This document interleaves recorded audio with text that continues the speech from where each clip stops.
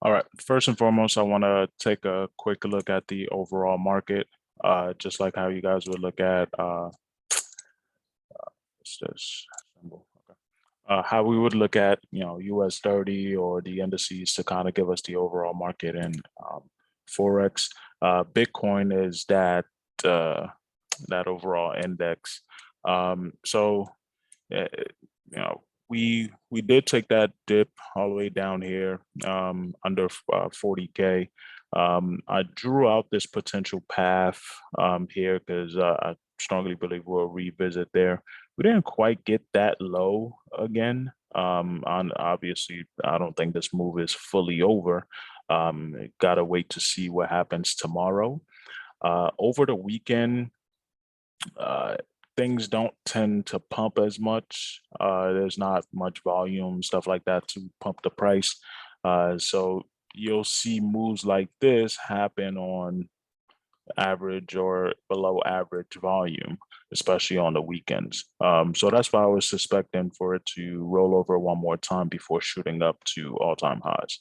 I could go ahead and delete this now just to not confuse everybody. But overall, this is what you'll end up getting. Take a screenshot of this. Put this there. All right, because what I'm going to do is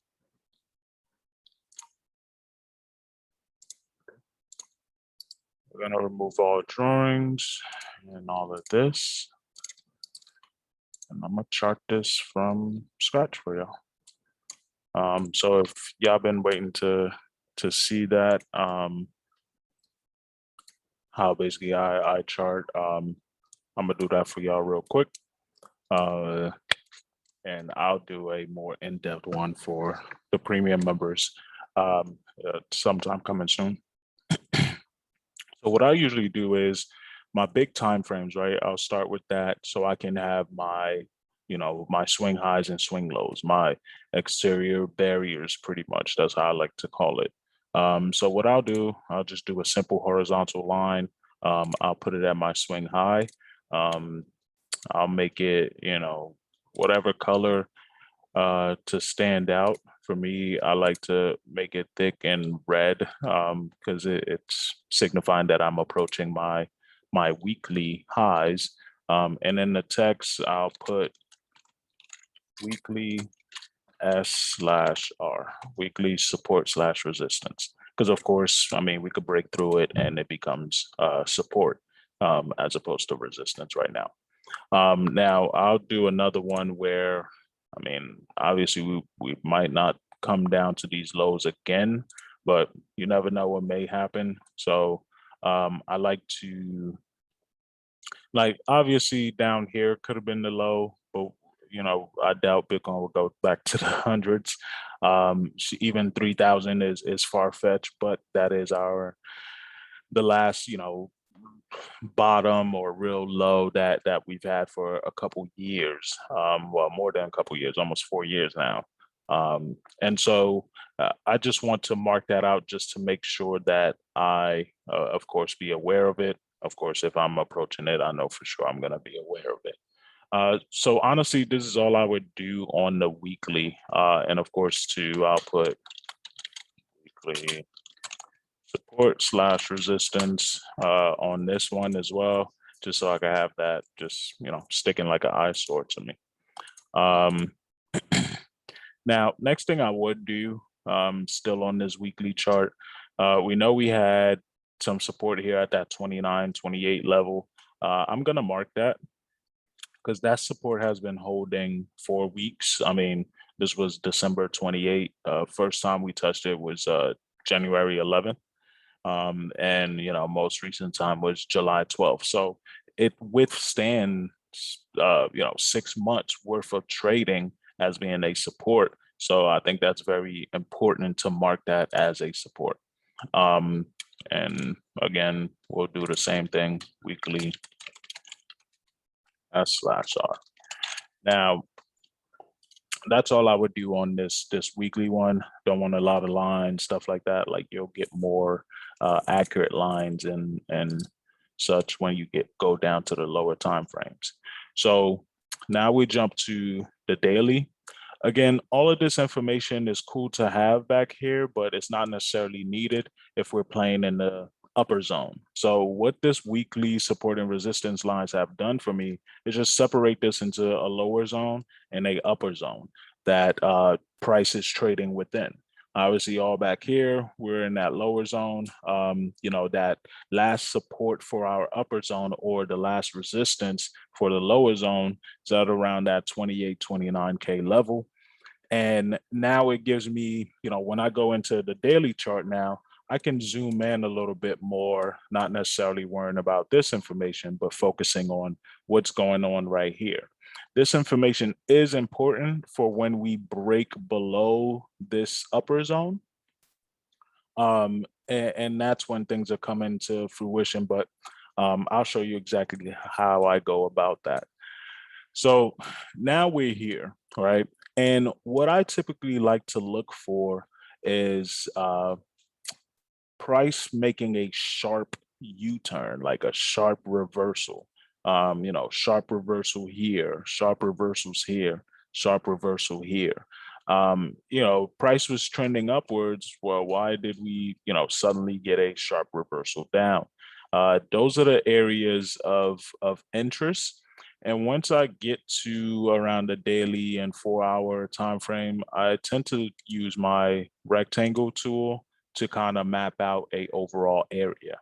And I always start on the left-hand side, but I'm gonna line up my cursor with this point up here, right? Because this the area of interest. The reason being it's my area of interest is because it is the last point that had a sharp reversal from a bullish pump, right? Like for example, we had a bullish pump here, and then we had a sharp reversal at this point right here. Right? If we marked it out, you can see how that kind of plays a part over here as being resistance again for the pullback down. So it's the same concept. I'm a little interested as to why we took a sharp turn here. And the funny thing is, if you look across to the left, how that dotted line plays a part, just look at how many touches that line gets, right? The more touches a line have, that gives it the validity it needs to be a support or a resistance, or for price to break through that support or resistance, the more times it touches it. So I'm gonna start my box on this side, but the top of my box is going to be where that thing reversed from. Now, the bottom of my box and where I place it, I mean, it could go anywhere. I like to place it right below, some of these support levels, maybe not this far down, but pretty much here. These support levels here, that will create my overall area of interest, right? So that's at the top of my box. This is at the bottom of my box. These are anomalies, erroneous type of data.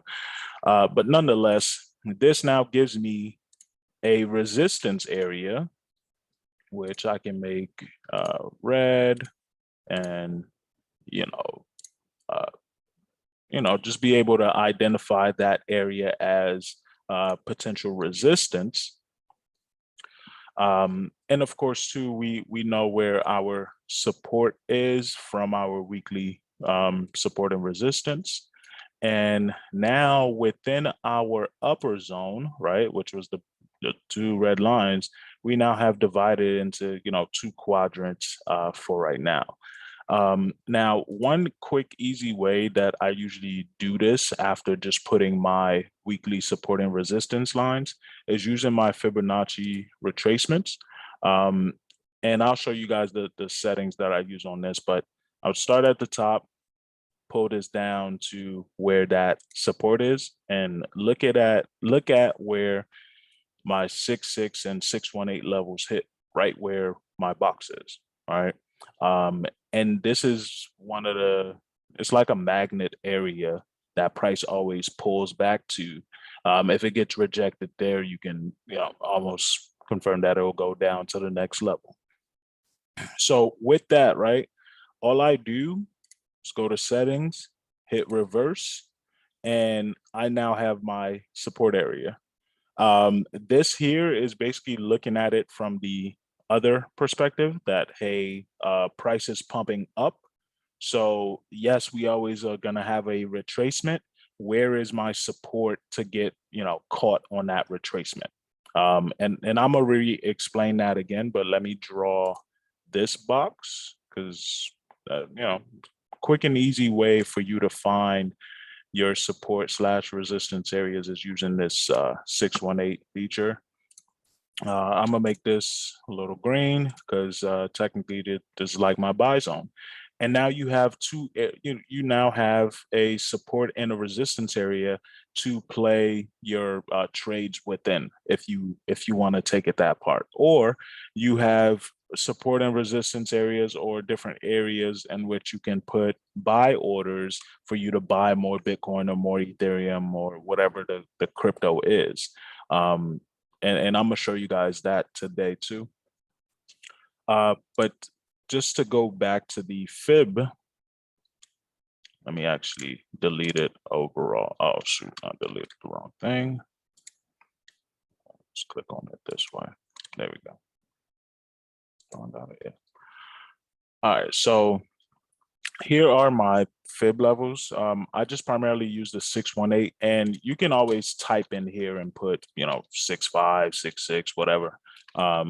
I put the 66 as well as my target being the 1.618.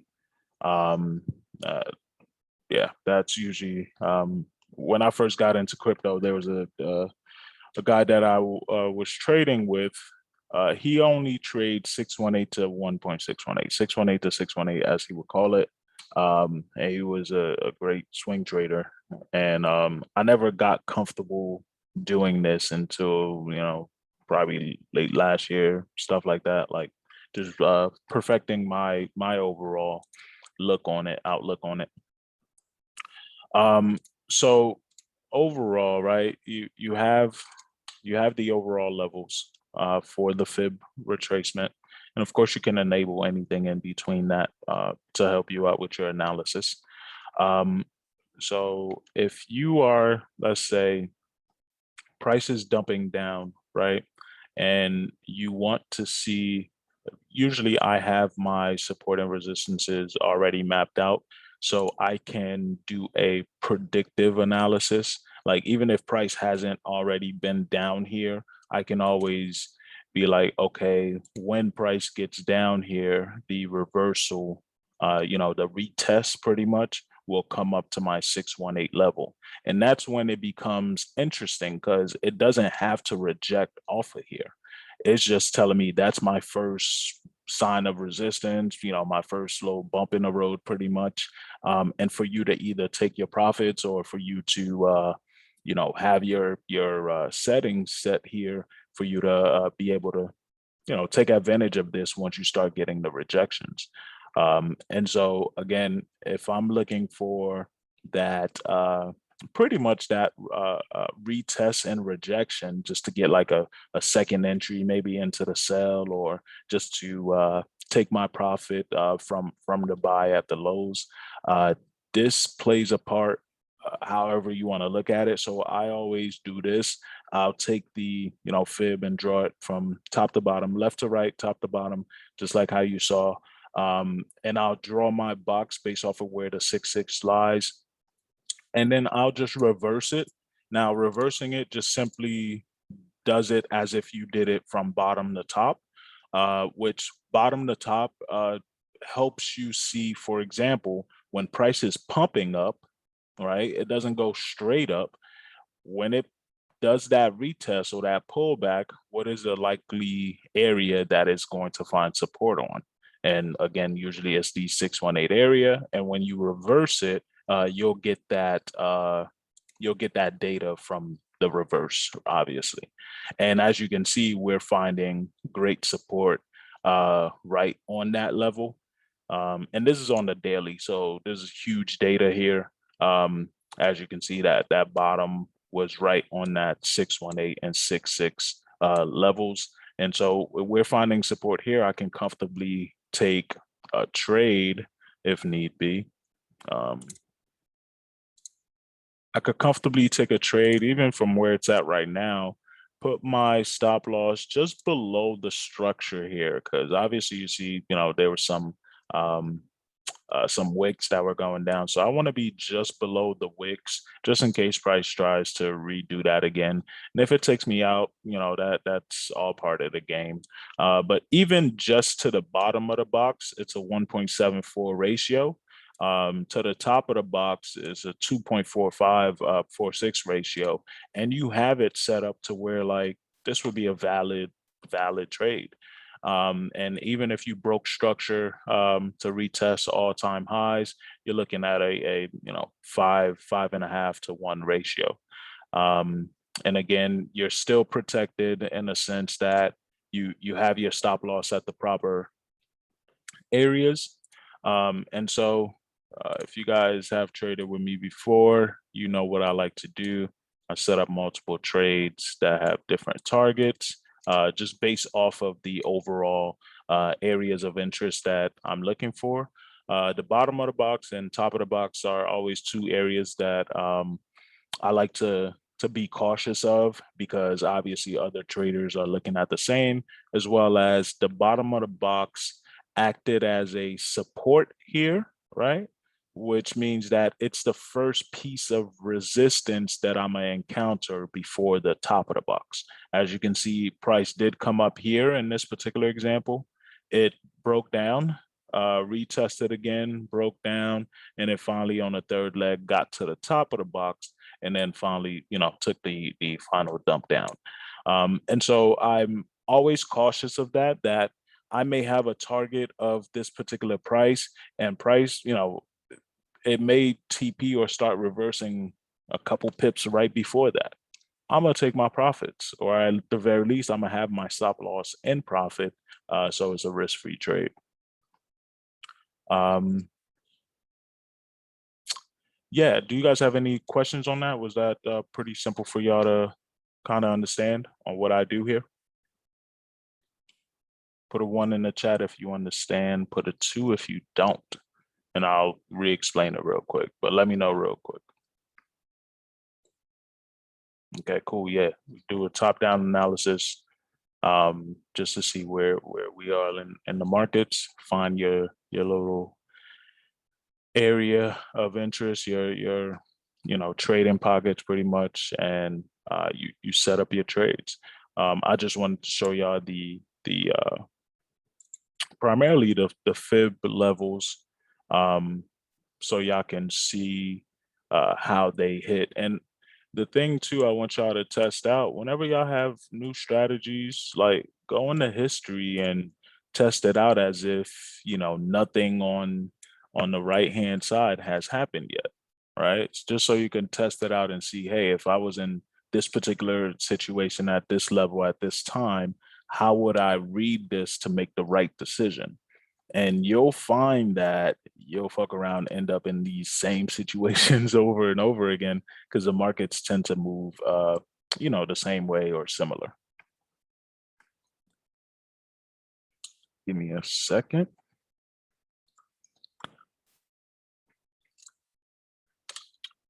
All right, so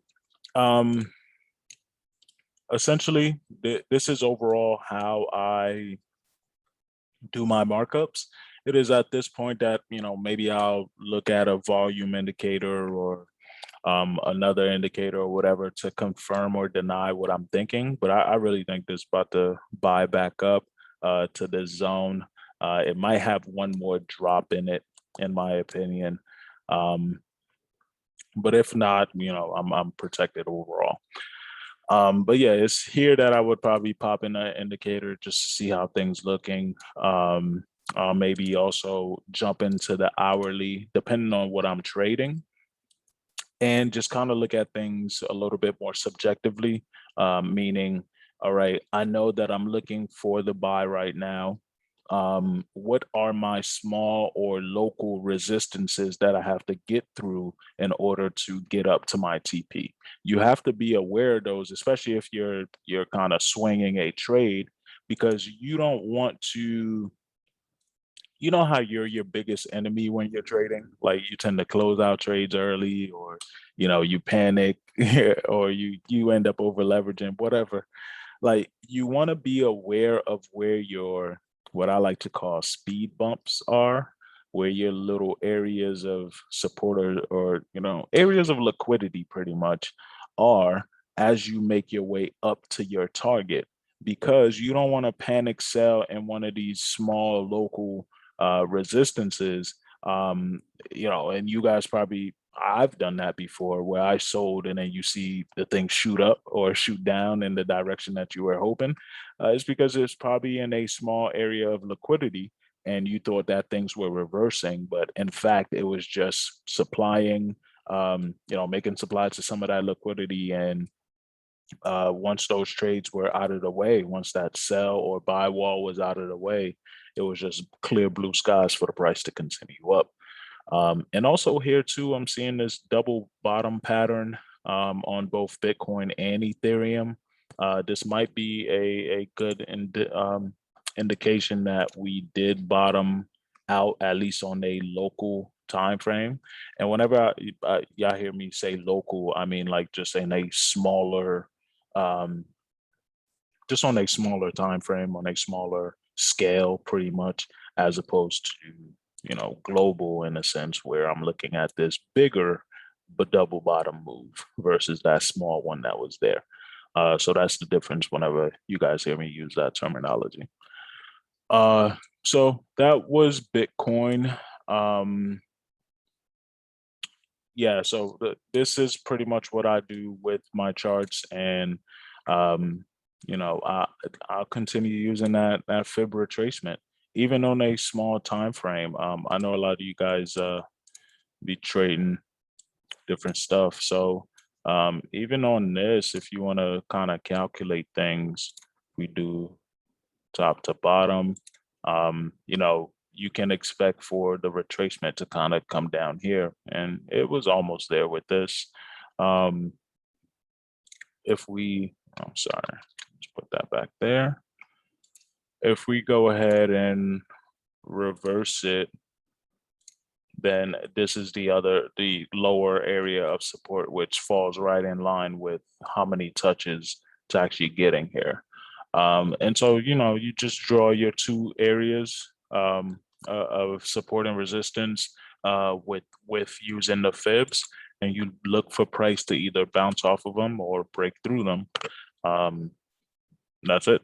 And you guys can test this out with the history or whatever. Just take that retracement. Again, if you're looking for, again, prices pulling down and you're waiting, you're seeing, hey, where could it retrace to, or where could it pull back to, this is good for that.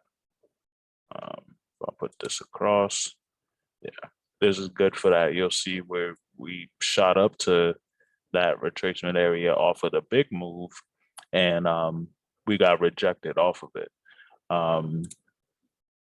Do it on the reverse. This falls right in line with where we see the most activity in trading.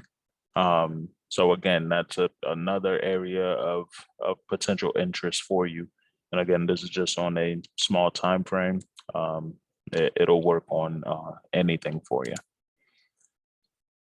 All right, so that's just a quick, look at how to properly mark these things up, especially for crypto. The 618 levels, it acts like a magnet, like I stated, and you can make a lot of money by just playing that, and going from there. Now, of course, too, right? You still have to be subjective on the fact that, yeah, we could use this to kind of see where we're at with the fibs, but you still have to monitor the regular structure, like the price action and structure of the price action. Still keep in mind. So my bearish overall view on this is that we keep making lower highs and lower lows. So just because we're at a horizontal support, that doesn't mean that this can't dump below that support. Actually, shit, this is my bearish outlook. So the high low, higher low. I could see a situation where we break through that horizontal support and retest it as resistance, and continue our way down before touching that weekly support and shooting back up. This would be the ultimate fake out, and I wouldn't put it past this crypto market because, and yeah, this would lead us to like October, November. Usually that November, first week of November is where we start that full bull run. But I don't try to put time frames on things. It could happen right now, it could happen tomorrow. You just have to know what levels have to be breached and put some alerts there, whatever. And when those levels are breached, then you go ahead and make the proper move. All right.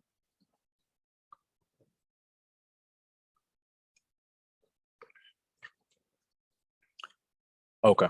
I'm done with Bitcoin. Let's take a look at Solana. So with Solana, yeah, you see all these. I've been waiting for pullbacks for the longest on Solana. Never quite filled my damn orders because it was so pumpish in the beginning.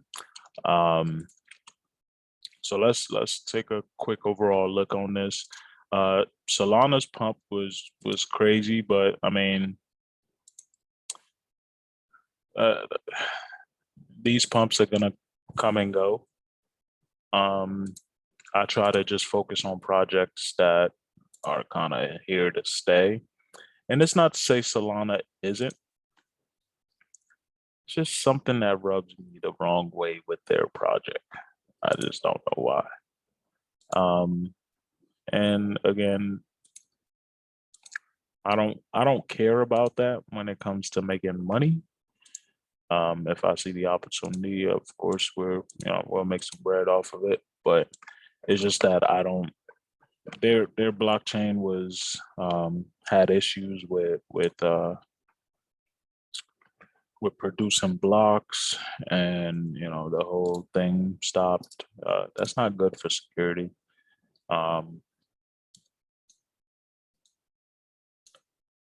And it's not protected on MEVs. I'm not sure if you guys remember when I was talking about MEVs last call. Those MEVs are pretty much manipulation in the markets, the decentralized markets, in order for you to lose out on money, and the miners make more money.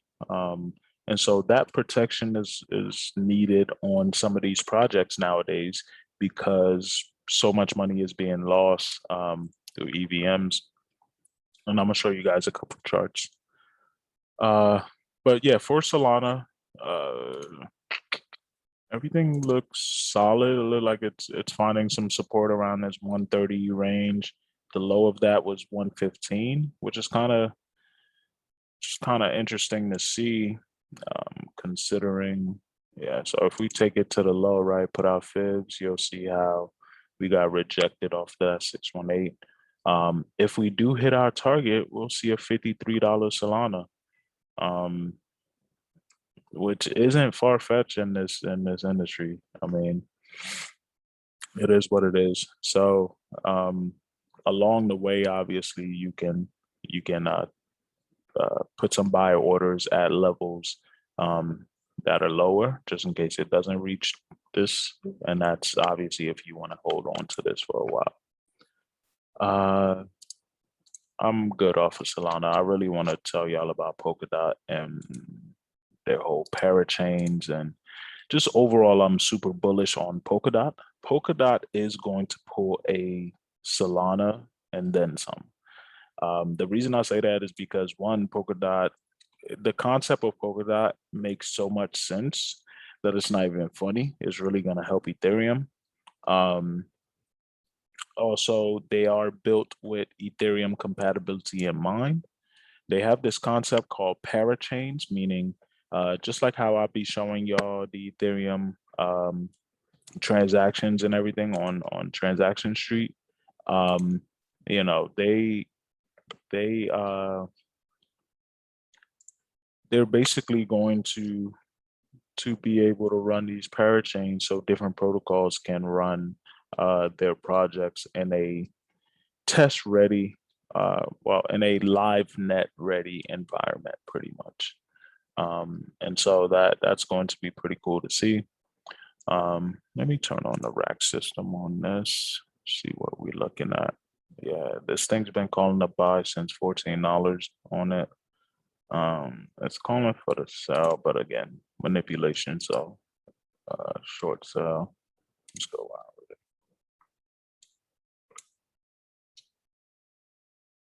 Yeah, as long as we're finding our support, like for example, I have my buy orders at $22, $23, and $25. And I think my first $25 one got filled in my most recent orders.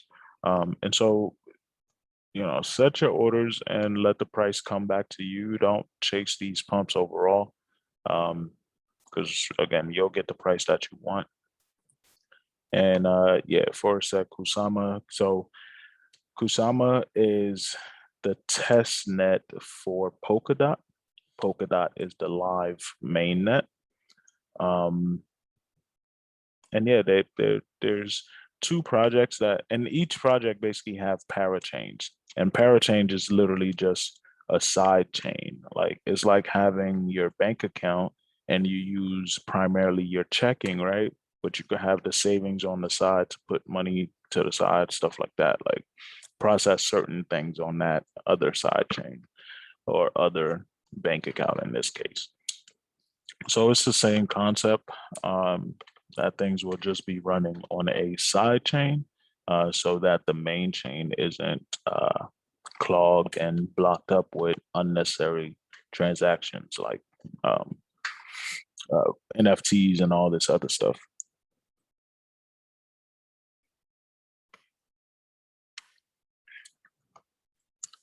All right, so I'm very bullish on Polkadot just because of that overall concept.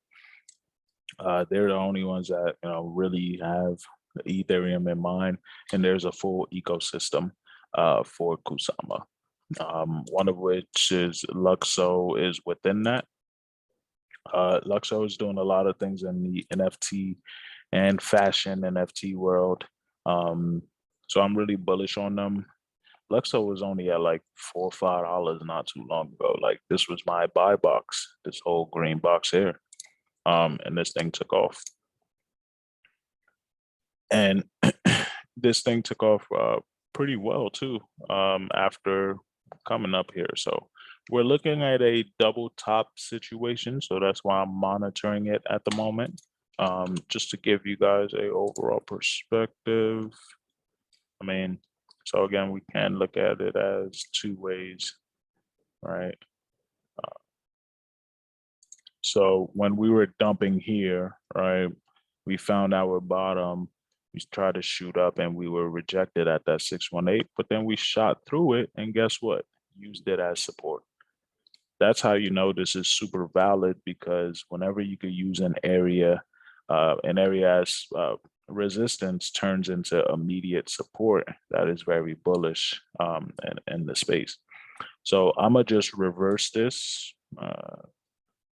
or unreverse it, which would simply just show you me taking it from the bottom all the way to the top. This is, again, price is pumping up, and I would like to see where it would pull back to and find some support to continue the pump up. And that's usually what I use the 6.6 and 6.18 for. And yeah, we're finding some nice support, and we're on a daily too. So we found some nice support right above that fib retracement level, and we'll see where this goes. Yeah. So another one that did great for me last night is DYDX. Now, DYDX, I was telling y'all there was an airdrop for it. Unfortunately, US customers can't get it. The airdrop was actually for 50 grand. So I'm a little pissed about that. But they're a perpetual contracts platform. And yeah, these traditional markets love this type of stuff. So I was always bullish on it. As you can see, if we do the fib retracement from the top to the bottom, our resistance area is right in that middle, as you can see. And yeah, we had a little struggle here in that liquidity space. We took a nice little dump down just to, I guess, take out some orders as well as fill some liquidity. And then from there, we shot up over, almost 100%, yeah, 60% of SOAR from this point. Oh, 30%. So we were almost, yeah, we're almost at those all-time highs and breaking that all-time high. And once we break all-time highs, it's usually price discovery. And typically it ends up at that 618 level. So I'm gonna tell y'all this right now. If we break all-time highs on DYDX, it'll be at a minimum of $24. Shoot, a couple days later. Because yeah, usually when you break all-time highs, this thing moves fast. Another token kind of bullish on is this Gala token. Now, we did get rejected off of this, which is fine. And we're breaking below our lows, which isn't too good. So I might see where this ends up at. But nonetheless, this is a crypto gaming type of token. So don't expect much volatility within it because those that are using it, I'm sure they're using it within the game. And so they're less likely to go ahead and sell. Oh, what the hell? Yeah, they're less likely to go ahead and sell their crypto and their tokens because they're more likely using it within the game. So we just do that, and then we take our fib, just reverse it. And this will be our support down here.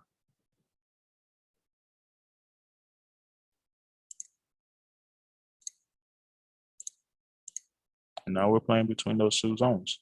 I'm gonna wait till price trickle its way down here to around that 6 cents level before looking at purchasing again. And yeah, just with that, I'm able to have my two zones. Okay. Yeah, those the only other tokens. Only other tokens we have Ocean, RLC, Unibright. I've been calling Unibright for a while now. I'm telling y'all, this thing's about to go crazy. So Unibright is solid, and of course Luna. So Luna too is another Ethereum competitor. It's gonna pull another. It's gonna pull a what's the name? Oh, Solana. Because yeah, everybody's like, well, where's the next Solana or the next ETH competitor that's gonna pull that? And so they're looking at all these different tokens. Give y'all another one, Miss Alchemist. Make sure y'all get some Alchemist tokens and stake them. The rewards on Alchemist are ridiculous. You could legit make at least 50% APY if you hold it for the year. More if you hold it shorter because things fluctuate. But yeah, this staking on Alchemist is pretty good. So um, I'll say get y'all some. Then next is Kusama, part of the Polkadot ecosystem. Kusama is the test network for uh, Polkadot. So basically, projects get tested on Kusama before they get approved and bid for a parachain, stuff like that on Polkadot. And then things that work on Polkadot will eventually make their way to Ethereum. So they're pretty much creating these test environments to make sure that the protocols that are going on the main chain are as test ready as possible and somewhat of a real world scenario. So that's why they're bringing people in on these test networks so that they can have enough users to test overall the functionality of the whole space. So that's that. All right. So those are the cryptos that I'm really bullish on for like long-term holds. Polkadot, DYDX, Energy Web Token for sure, Gala Coin, Kusama, Luxo. Yeah, Luxo it's been pretty bullish lately because they had a drop with I want to say it was Virgil and them. They had an NFT drop. I'll take a look at that again and see how that went. Ocean Protocol. I don't talk about them as much as I should, but they're part of the overall Ethereum alliance. And yeah, as you can see, the thing rejected off of this 6.6 and haven't been back since. But yeah, they're still part of the Ethereum alliance, helping these big companies get into crypto. Um, RLC, same concept, UBT, and Luna. Okay, those are my altcoin picks going into Q4 for right now. And of course, if there's any more, I'll update y'all. All right, I'm gonna hop onto this and show y'all some cool stuff. So some of you guys might have seen this already, on my calls, but we're in a virtual world right now, called Crypto Voxel. Hold on real quick. Let me see if I could turn off the audio.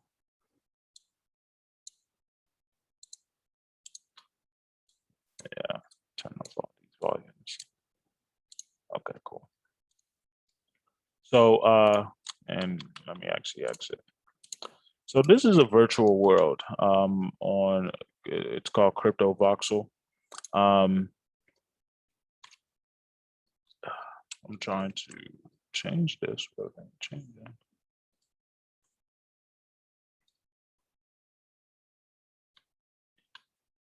Okay. All right. So this whole area, whatever, all being built in a virtual sense. And there's a lot of cool stuff in there. As you can see, there's galleries, clubs, bars, animals, different stuff, the beach, all of that. Let's go visit like a gallery. When you click gallery, you see all the galleries that pop up. Let's go here. You can teleport to these different places. And I'm gonna show you guys, the overall benefits of all this. So here we have a gallery called Sleepy Gallery. You did not make the doorway big enough for people to get through. Like what the hell? But either way, just like how, damn, John, is there a door?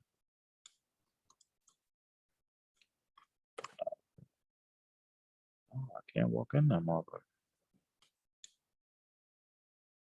Somebody had a terrible design flaw.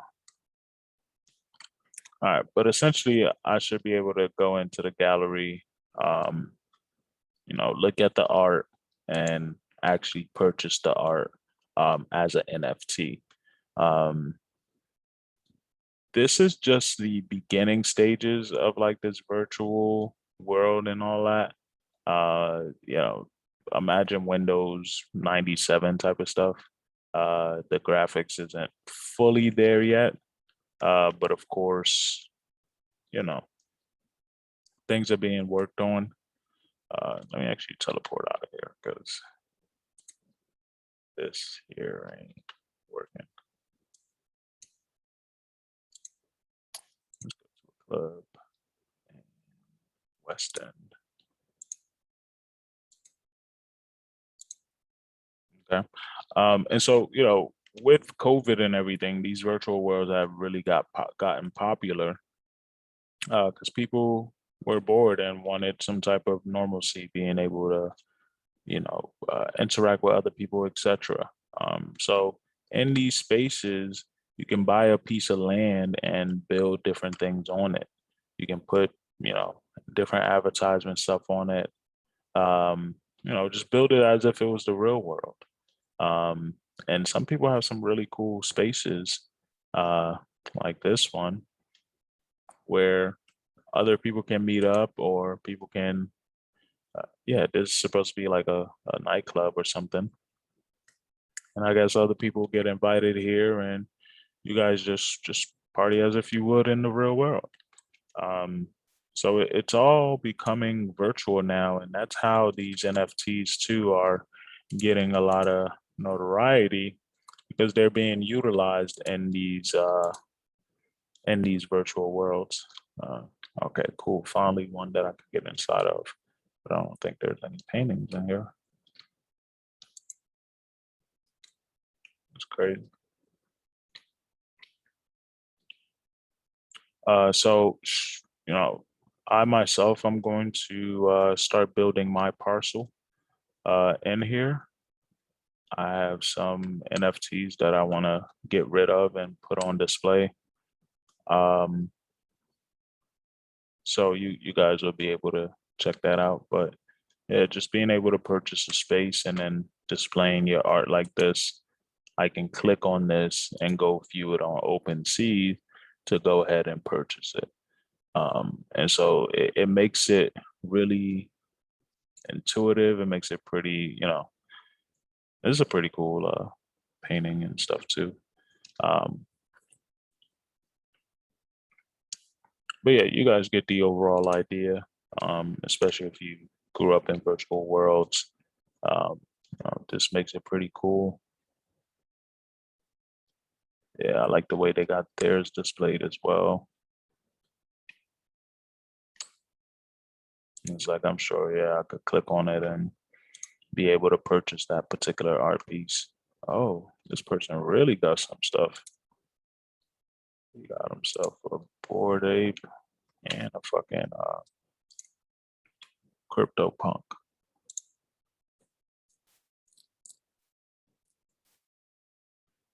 This crypto punk going for 24 ETH. Oh, actually, it last sold for 27 ETH. That's crazy. This was 7 months ago. So yeah, you guys get the overall idea with the space.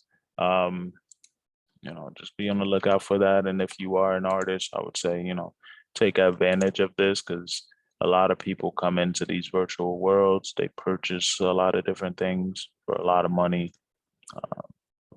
This is a cool, like, just gallery overall. If you know you make your art, you could build your own gallery, um, et cetera, et cetera. Uh, so yeah, I would say, oh, what the fuck is this? See, like this is another person, and you can see their address on top of them.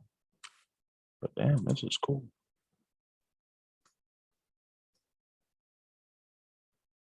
Click here to go to main hall. Wow. So I got into that thing and it brought me into somewhere else. I don't know what these big sheets of whatever.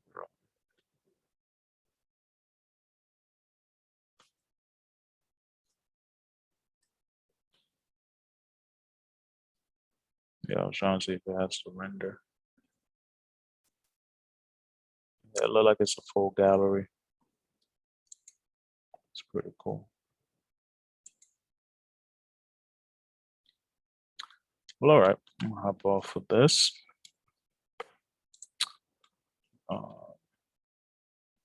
Yeah, so that's primarily what I wanted to show you guys.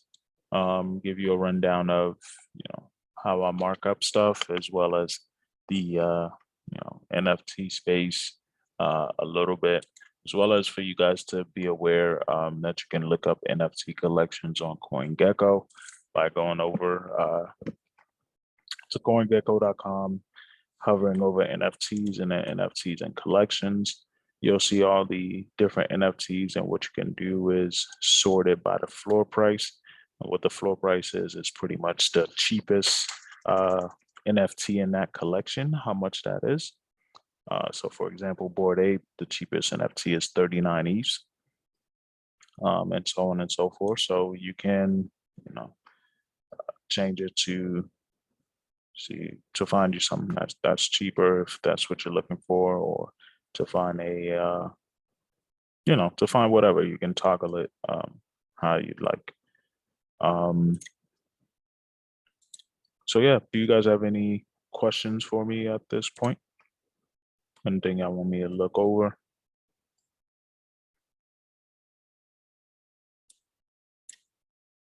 All right, I'll take the silence as a no. I appreciate y'all hopping on. I'm going to be doing some research on some other projects for y'all. And of course, too, the website will be live by tomorrow. So all of the recordings, all the different strategies and stuff will be going on there. So if you're not in the premium chat, I'd suggest you get in there, because we're about to switch this whole thing around. Have this way more organized and easier for y'all to find stuff, etc. So with that being said, I appreciate y'all hopping on this call. The recording will be available on the website as soon as it's up.